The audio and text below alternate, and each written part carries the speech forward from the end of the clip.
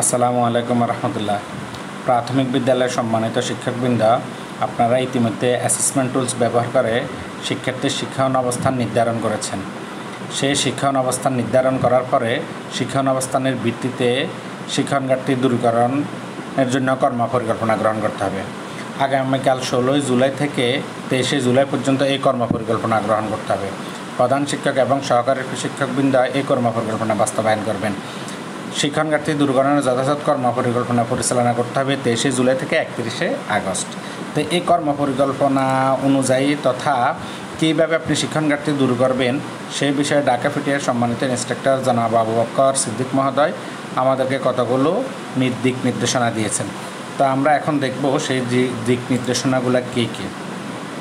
তো উনি তৃতীয় শ্রেণীর ইংরেজি টুলসের প্রথম প্রশ্নটি নিয়ে আলোচনা করেছেন। ইংরেজি টুলসের প্রথম প্রশ্ন ছিল লিসেন অ্যান্ড ডু, দ্বিতীয় প্রশ্নটি ছিল লিসেন অ্যান্ড আনসার। আপনি লিসেন অ্যান্ড ডুতে ছিল raise your hand, clap your hands, এই যে এগুলা। দ্বিতীয় প্রশ্নটি ছিল listen and answer, what's your name, what's your favourite game, এই যে এগুলা। যদি আসলে এই দুইটি প্রশ্ন শিক্ষার্থীদের শোনা ও বলার দক্ষতা যাচাইয়ের জন্য ব্যবহার করা হয়েছে। হ্যাঁ, শিক্ষার্থীর শিক্ষাক্রমে বর্ণিত শোনা ও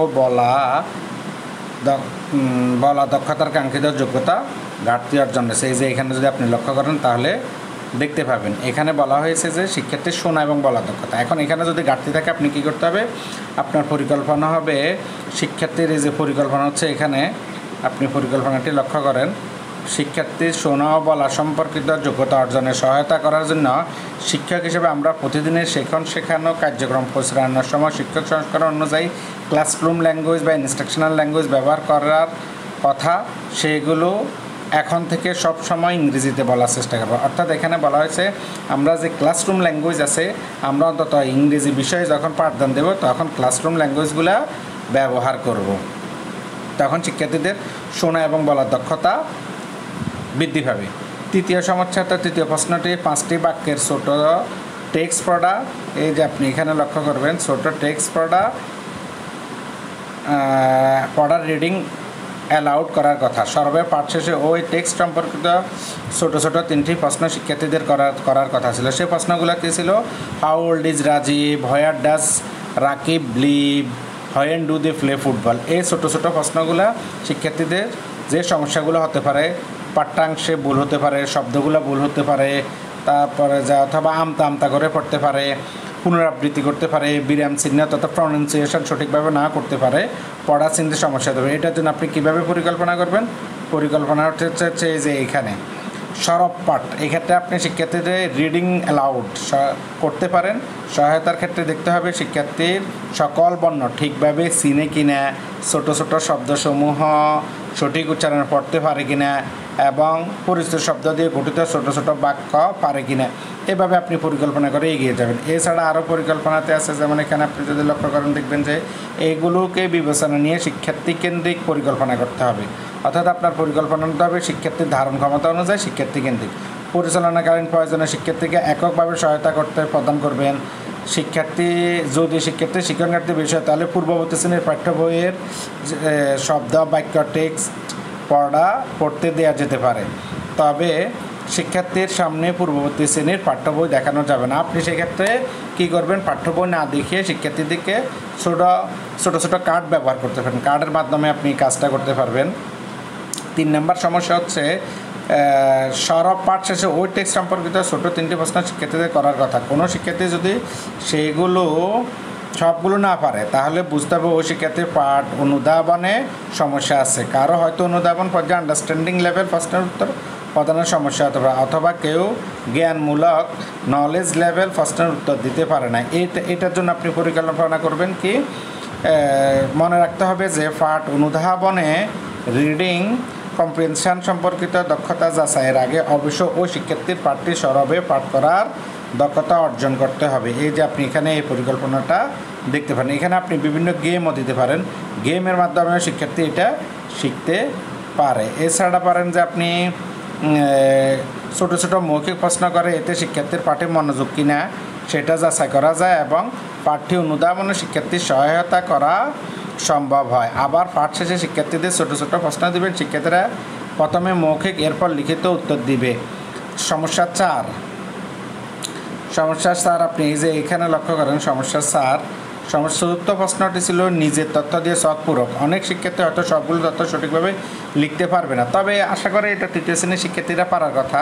হয়তো বা এখানে স্কুলের নামটা সে পারবে না নাম লিখতে, তখন এটা সমস্যা পরিকল্পনা কী করবেন, নাম লিখতে সহায়তা করবেন।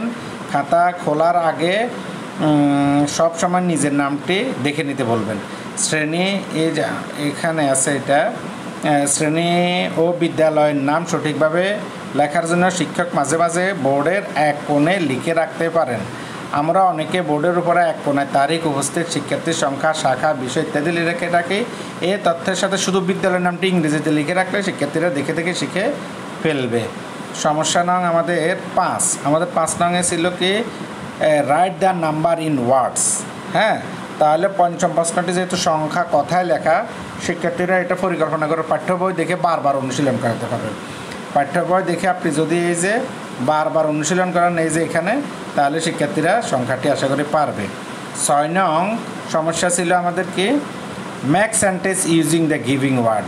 3টা এখানে ওয়ার্ড দেওয়া আছে, বার্ড, ড্রিঙ্ক, ফ্লাওয়ার, এগুলা দিয়ে বাক্য গঠন করার কথা ছিল, তাহলে সেখানে সে ভুল করবে।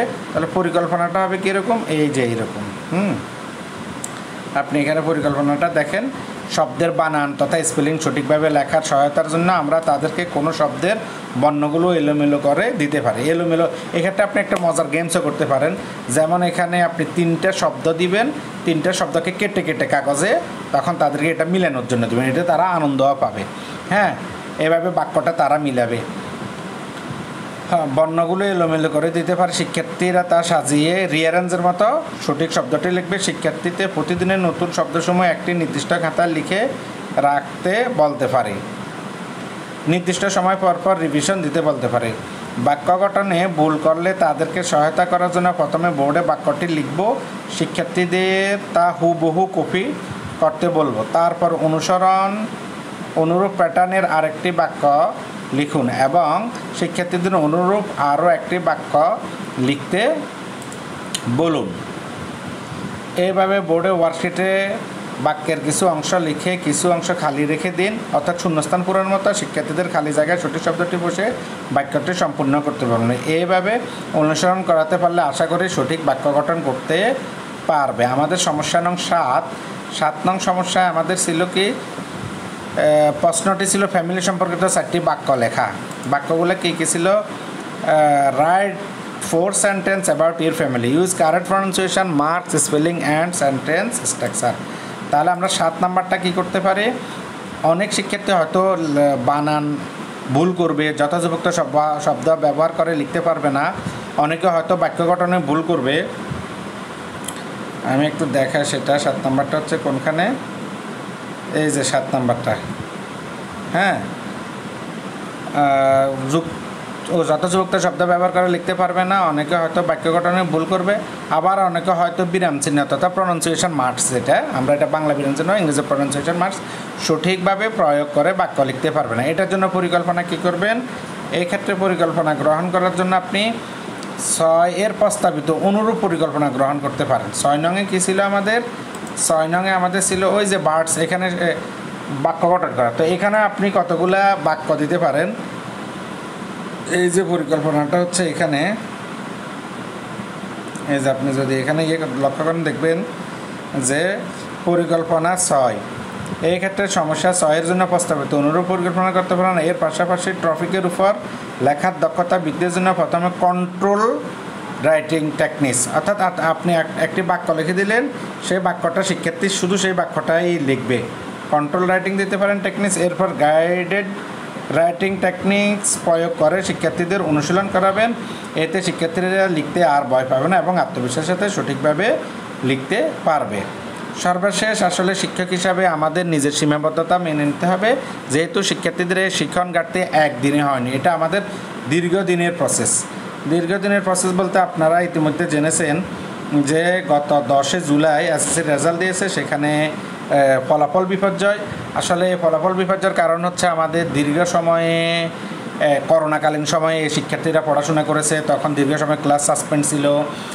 তারপরে যায় মানে এর আগের খাতা মূল্যায়ন বা হলের ব্যাপারে অনেক সমস্যা ছিল। তো আমাদের অনেক সমস্যা থাকে, সেই সীমাবদ্ধতাগুলো আমাদের ক্ষেত্রেও আছে।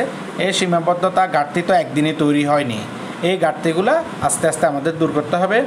তো তাছাড়া অতি দ্রুত তাদের শিক্ষণ ঘাটতি দূর হবে এই বিষয়টি আশা করা ঠিক হবে না।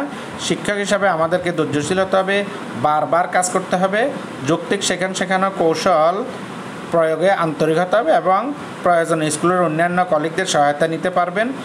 এভাবে আপনি আপনার ইংরেজি বিষয়ে শিক্ষণ ঘাটতি দূর করতে পারবেন। তো সবাইকে ধন্যবাদ ভিডিওটি দেখার জন্য। আসসালামু আলাইকুম ওয়া রাহমাতুল্লাহ।